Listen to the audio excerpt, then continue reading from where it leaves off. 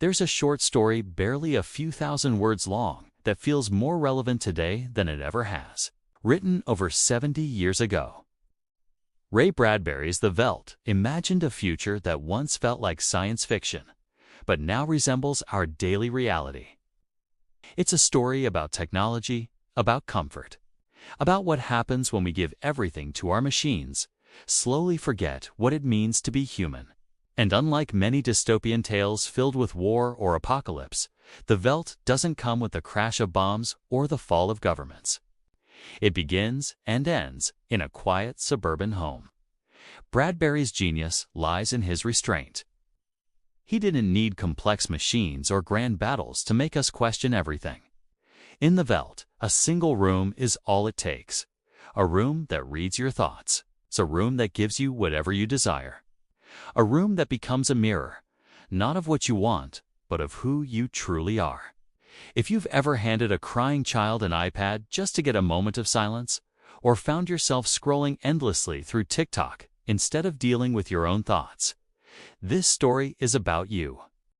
If you've ever felt that gnawing sense that technology might be raising your children more than you are, Bradbury already warned you. This isn't just a story about a family. It's a story about our families, about the quiet decay that comes when comfort becomes more important than connection. And somehow, Bradbury saw this in 1950. In this video, we're going to explore The Veldt in detail, not just as a plot summary, but as a mirror to the world we're living in. I'll walk you through the events of the story from start to finish, unpacking the twists and turns, and then we'll talk about what it really means, what Bradbury was trying to tell us, and how The Veldt might be one of the most urgent warnings for the age of AI automation and digital parenting. So let's step into the house of the future, a place where every need is met, every whim indulged, a paradise built on silicon dreams. But remember, paradise always comes with a price. The story opens on George and Lydia Hadley, parents living in a happy life home. It's a fully automated smart house that anticipates and fulfills every need. The kitchen makes meals, the lights adjust themselves, the beds tuck you in. Most importantly, the house features a nursery, a room built for their children, Wendy and Peter. But this isn't just a playroom. It's a virtual reality simulator that creates environments based on the children's thoughts and desires. You don't choose a setting from a menu. You just think, and the nursery listens. At first glance, this seems like a dream. This is Alexa, ChatGPT, and Apple Vision Pro all rolled into one and dialed up to God mode. Bradbury imagined, in the 1950s, what we now call smart homes, ambient computing, and AI-driven personalization. And like many of us today, George and Lydia are enchanted by convenience. They see technology not just as a tool, but as a solution to everything, even parenting. But something's off. Lydia begins to feel anxious. She feels, in her words, unnecessary. The house does her job better than she ever could. She doesn't cook anymore, doesn't clean, doesn't take care of the children. She's been replaced not by another person, but by automation. If we fast forward to 2025, that hits close to home. Think of self-checkouts replacing cashiers, AI writing emails, apps raising children with learning games and YouTube playlists. It's comfort, yes, but also erasure. The slow fading of a role once thought essential. This discomfort leads Lydia to ask George to shut the house down just for a few days, take a vacation, reconnect with each other and with their kids. A fair idea, but even suggesting it begins to expose a deeper problem. The children don't want to disconnect. And when George and Lydia go to the nursery to investigate, they find it stuck on a particularly disturbing scene. The African veldt. Lions, vultures, heat, and distant screams. Not a Disney-fied savanna, but a hyper-realistic, brutal wilderness.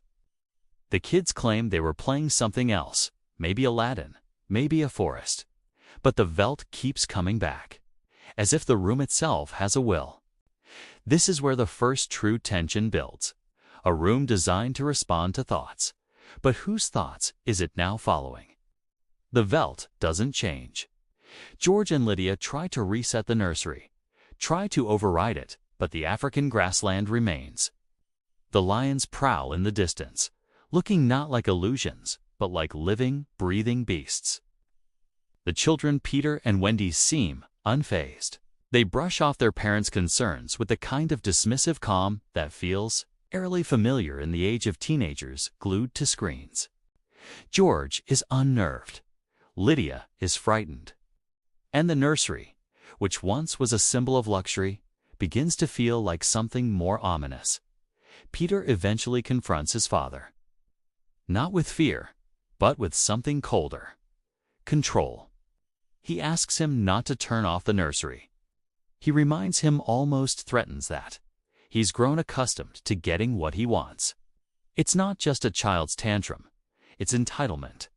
The kind that comes from never hearing the word no. Let's pause there for a moment. What Bradbury saw in 1950 is astonishing. He envisioned a generation raised by machines, comforted by simulations, and distanced from human relationships. Today, we see children with smartphones before they can speak in full sentences. We see digital babysitters doing the emotional labor once handled by real parents. Bradbury wasn't just predicting screens, he was predicting dependence. And that dependence turns toxic when the illusion of control is threatened. George calls in a psychologist, Dr. David McLean, to examine the nursery and the children. McLean immediately senses the imbalance.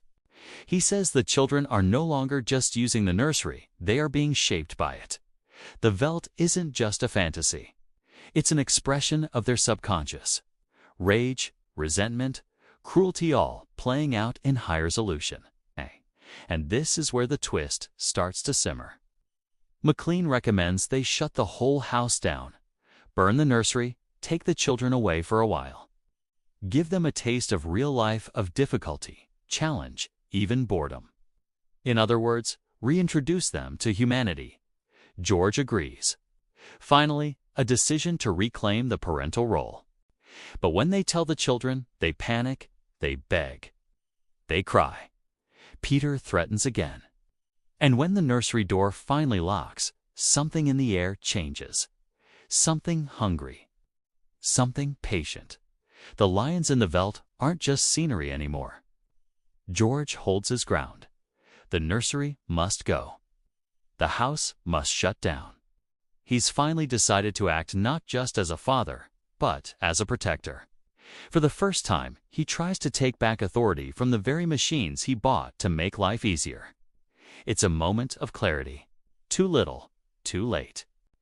Just before powering everything off, George and Lydia walk into the nursery one final time.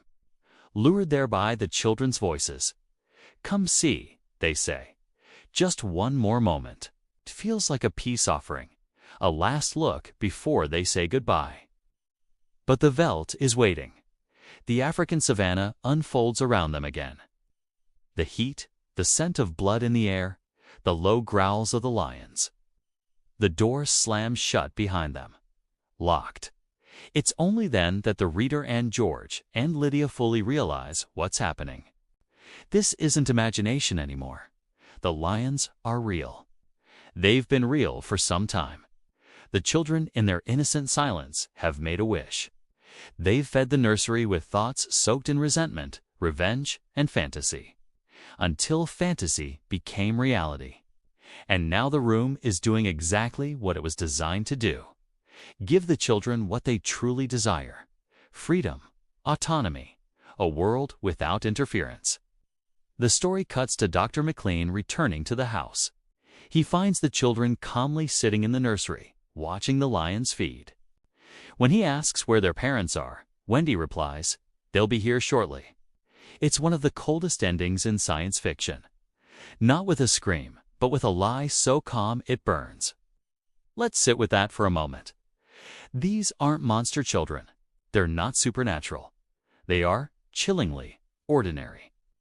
Just kids who were given too much too early, handed a godlike device, and never told what it meant to be human, what it meant to lose, to be frustrated, to be loved with boundaries. They were given a world where desire equaled reality. And when reality conflicted with their desire, they deleted it. Sound familiar? This is where the twist of the story pierces deepest. Bradbury wasn't just warning us about technology. He was warning us about parenting, about neglect, about the mistake of outsourcing love, discipline, and attention to machines, no matter how efficient or intelligent those machines become. And in 2025, with iPads, soothing toddlers, and AI tutors teaching math, we need to ask, where does that road lead? The Veldt leaves us with an image that lingers long after the final sentence. Children sitting in quiet satisfaction as virtual lions clean the bones of their creators. It's horrifying, yes, but it's also poetic. Because Bradbury wasn't writing about murder. He was writing about something far more tragic. Disconnection. The slow unraveling of family, of meaning, of love, under the weight of unchecked indulgence. Let's talk about the house. The Happy Life home is marketed as a paradise, no chores, no effort, just pure convenience. But underneath, it's a machine of erosion. It strips away purpose. Lydia feels unneeded because the home has taken her role. George feels obsolete because the home is a better provider. Even the children suffer not from hardship, but from its complete absence. In Bradbury's world, too much comfort doesn't make us happy. It makes us hollow. And here's where the story hits uncomfortably close to now. We're living in an age of convenience. Groceries delivered in 10 minutes. Chatbots that write our emails. Algorithms that know what we want before we do. The modern world is increasingly shaped to eliminate friction and, yet somehow, we feel more anxious, more isolated, more lost than ever. Just like the Hadleys, we're learning that when we remove all difficulty from life, we also remove the things that give life meaning. Look at the children.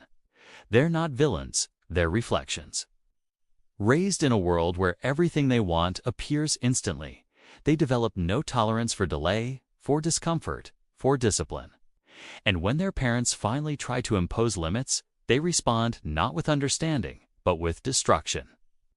This is the emotional and moral heart of the Veldt.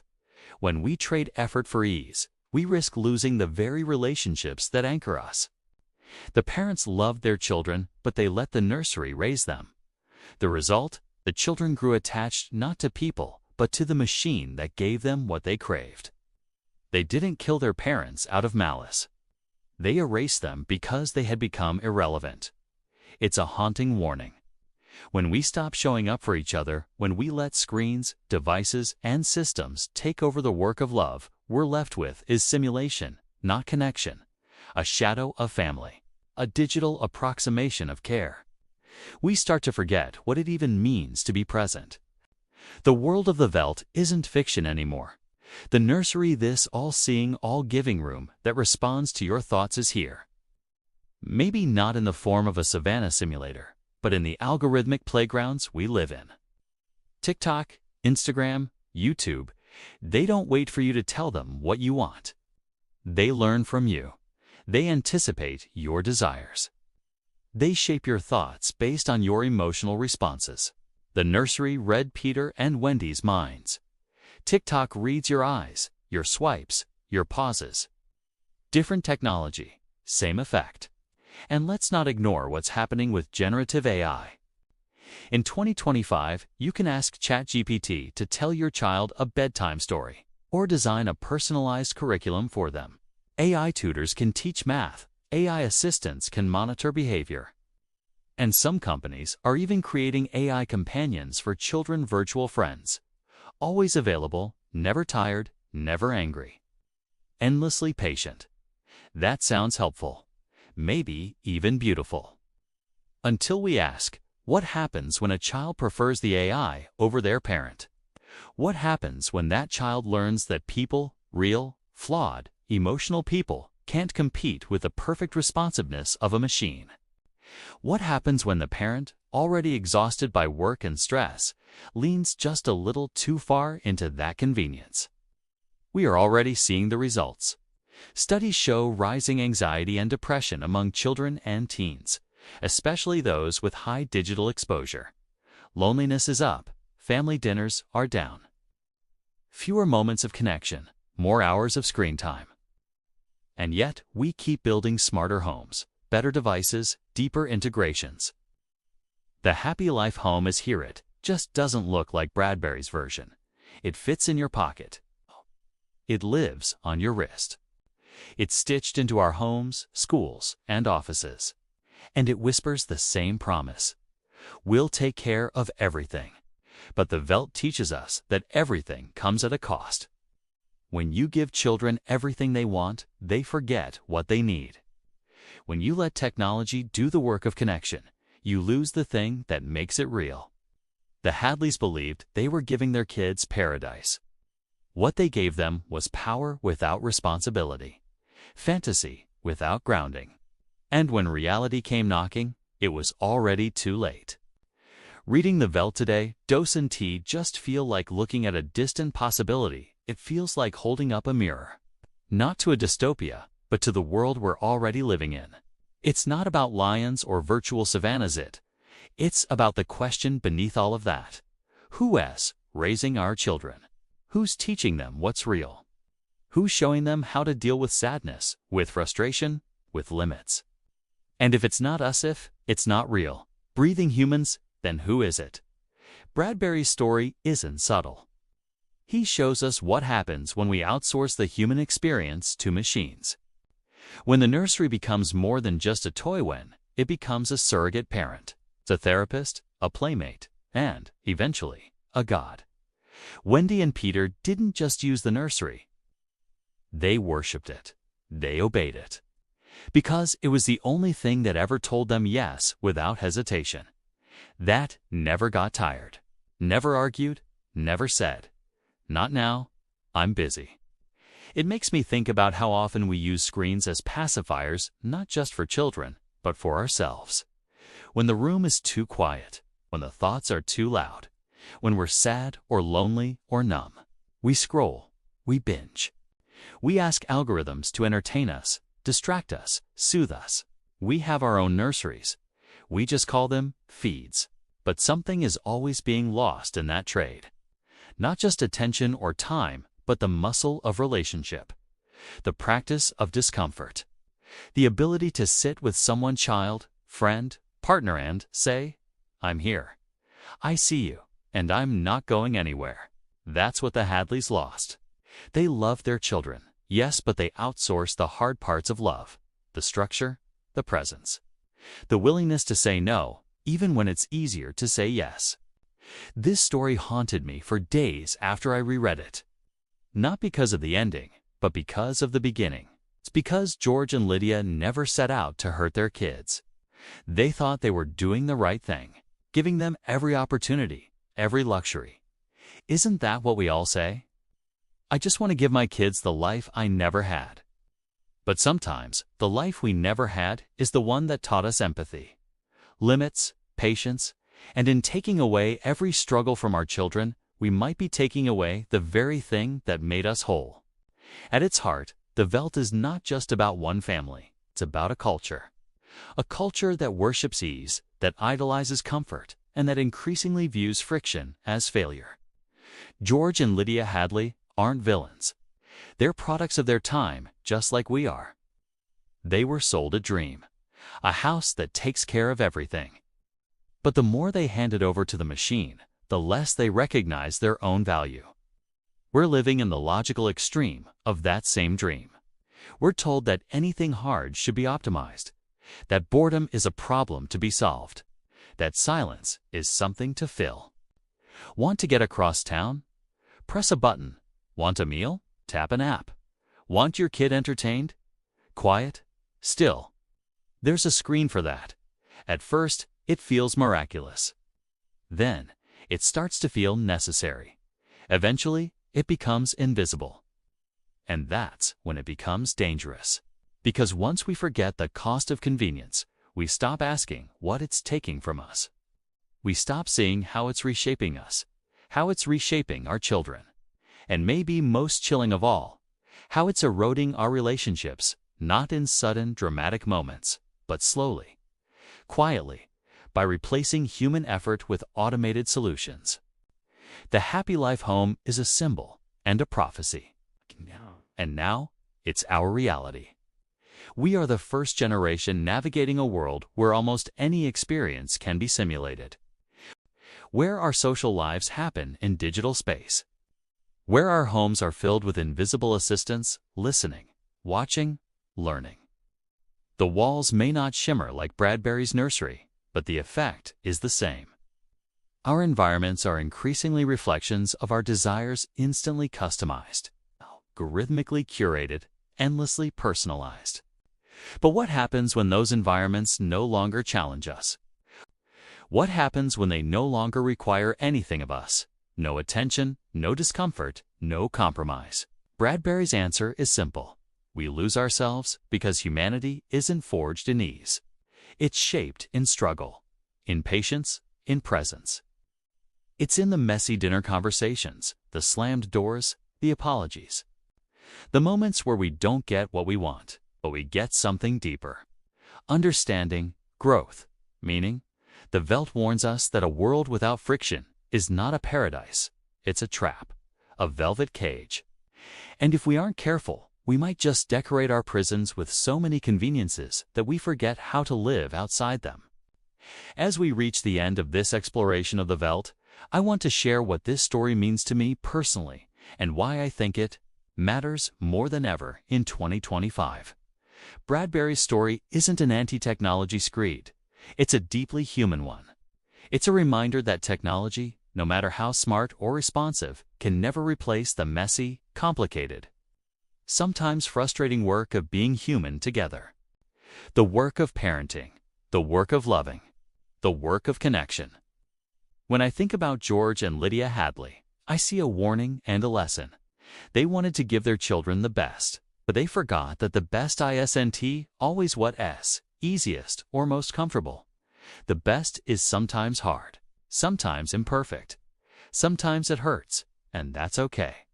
Because that's what shapes us. Today, we live in a world where AI can simulate conversation, where screens can distract or comfort us, where smart homes anticipate our every need. It's an incredible world, but it's also a dangerous one if we forget what it means to be present, to choose each other over and over, even when it's inconvenient. To show up in the real world, not just the digital one. So, what does the Veldt ask of us? It asks us to reclaim presence, to put down the devices, to sit with discomfort, to set boundaries for our kids, for ourselves. To nurture real relationships, not just digital connections. It asks us to remember that technology should serve us, not the other way around. If you take one thing from this video, let it be this. The price of eternal pleasure of ease without effort is a loss far greater than any machine can calculate. It's the loss of our humanity. So, let's be mindful as we build the future. Let's teach our children not just how to use technology, but how to use it wisely. And let's remember that the greatest gift we can give them is our presence, imperfect, challenging, and deeply real. Thank you for watching. If you found this reflection meaningful, please consider subscribing for more explorations of stories that shape how we see the world. And let me know in the comments, how do you balance technology and presence in your life? I'd love to hear your thoughts.